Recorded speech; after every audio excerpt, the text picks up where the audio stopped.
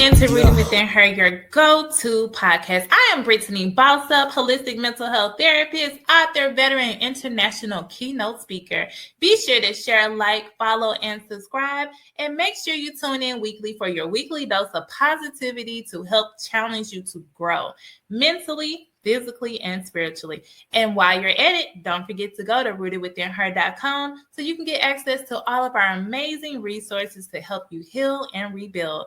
Rooted Within Her focuses on helping each and every woman to rediscover their identity, rediscover their purpose so they can heal and rebuild after divorce. So make sure you grab your notepad and your pen and let's get ready to heal. And don't forget, this is where we believe in helping each and every person heal, rebuild, and rise so they can be the best version of themselves each and every day. Yeah, Stella, baby. Welcome to Rooted Within Her. Today we are going to be talking about those labels. What are the labels that you have been putting on yourself? And what are the labels that you've been believing that other people have put on you? So as we prepare to get into our session today on labels, let's talk about this. First, start with the word. Ephesians 2:10 says, "For we are God's masterpiece. He has created us anew in Christ Jesus, so we can do the good things He planned for us long ago." The part that stands out the most to me is we are God's masterpiece. So many of us have allowed other people to cast us to the side, making us feel like we're worthless. And the reality of it is they are really reflecting how they feel about themselves onto you.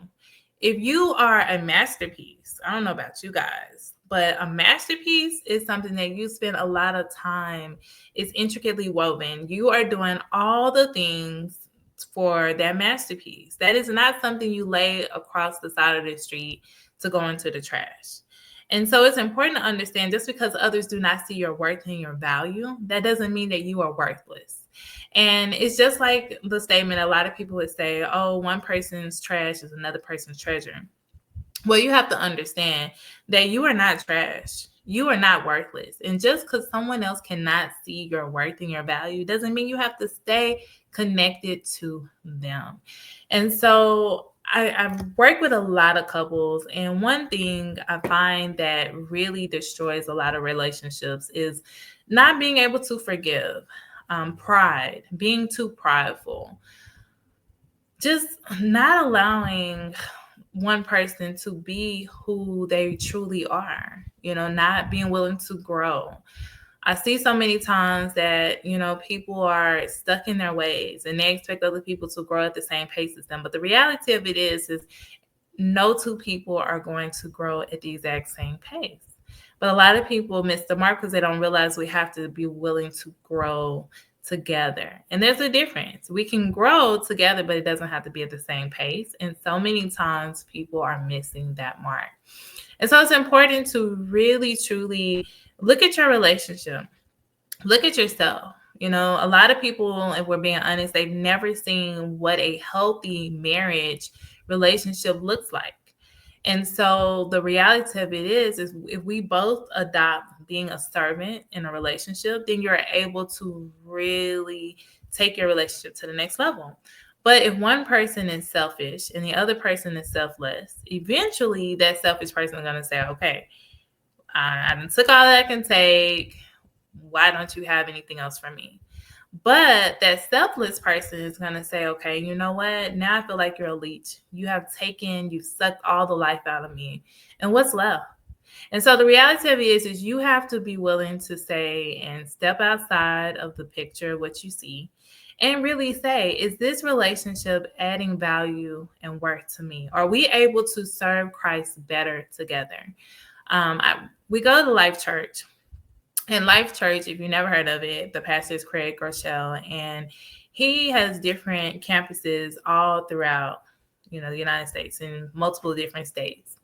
And one thing he talks about, he has a series on marriage relationships. Definitely go check it out. But he talks about this. We know that we need to get married if we are able to serve Christ better together. And so many times relationships come and they have started off on the wrong foot.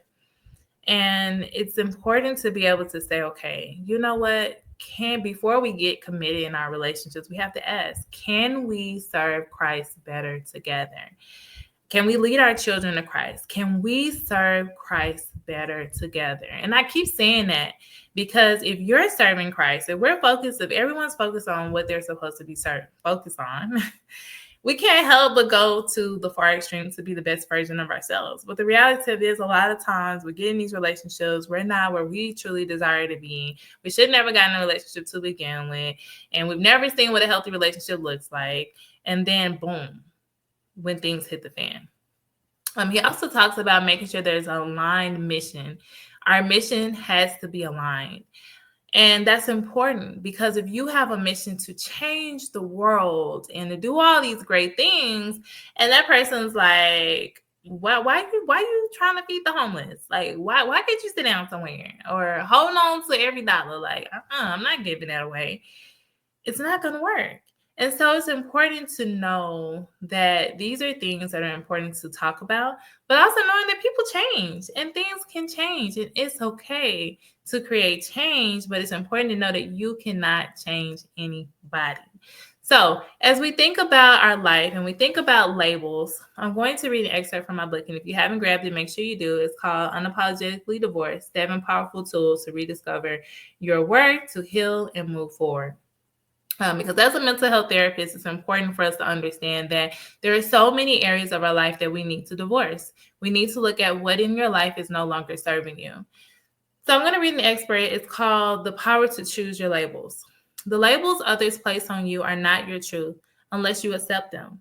You are not defined by your mistakes or the choices you made to survive difficult circumstances. You did what you had to do with the resources and knowledge you had at the time. That deserves understanding, not condemnation. You get to pick and choose the labels you wear. Words like failure, unworthy, or damaged are lies that hold no power unless you believe them. Instead, replace those labels with truths like, I am strong, I am resilient, I am valuable, I am worthy.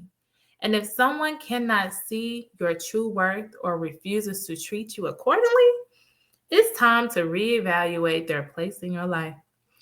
Sometimes this even means setting boundaries with your family members. I often hear clients say, but it's family. Here's the reality. Family is a title, not an excuse for mistreatment. I'm going to say it again, louder for those in the back that can't hear me. Family is a title, not an excuse for mistreatment. If someone, even a family member, cannot respect you, you have every right to distance yourself to protect your peace and your well-being. And I say that because I can't tell you how many sessions I have sat in with clients and they have said, oh, it's my mom, or it's my dad, or it's my brother, it's my sister, it's my cousin, it's my aunt, and the list goes on and on. But when I ask the question, if you were to remove their title, would this be a person that you would still allow in your space? And immediately people are like, no. So why allow them to keep being in your space just because they have a title? Now, a lot of times people don't realize that there's a way that you can still be respectful, but I don't have to allow you into my inner peace, my inner circle, because if these type of people are in your inner circle, there can't be any peace there. And you get to choose. We get to choose who we allow into our circle. We get to choose what we allow. My peace is priceless. And that is our affirmation that we're going to end with today. I am worthy and my peace is priceless. I am worthy and my peace is priceless. I am worthy and my peace is priceless. And I say this to you because you have to understand that no one is going to respect you better than you. No one is going to treat you better than you. And so we teach people how to treat us. And if you want to live the life that you truly desire to live, then it starts with you doing the work internally, digging deep, realizing that, you know what? I have greatness inside of me.